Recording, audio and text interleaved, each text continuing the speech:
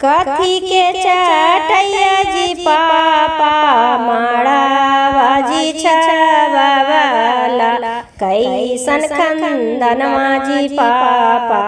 हमरा के बियाला कैसन खंदनमा जी पापा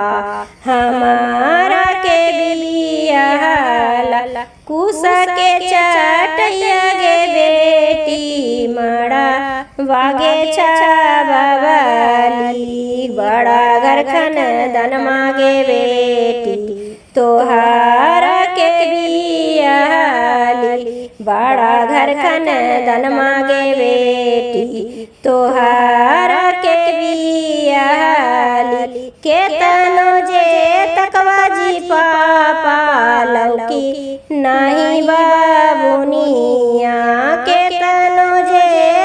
तकवा जी पापा लौकी नहीं बाबुनिया के करा से मंगवा जी पापा भरा लोटा जी पानिया के करा से मंगवा जी पापा भरा लोटा जी पानिया यही सोची सोची गे बेटी फटा हौगे करे जावा रोते रोते भींजोगे बेटी हमारोगे गामा छावा लोरावे से भींजल गे बेटी हमारोगे गामा छावा कैसे के छोड़िए जी पापा नैहरा के परिवारवा कैसे के रहबै जी पापा हूँ जी ससुरवा कैसे के रहबै जी पापा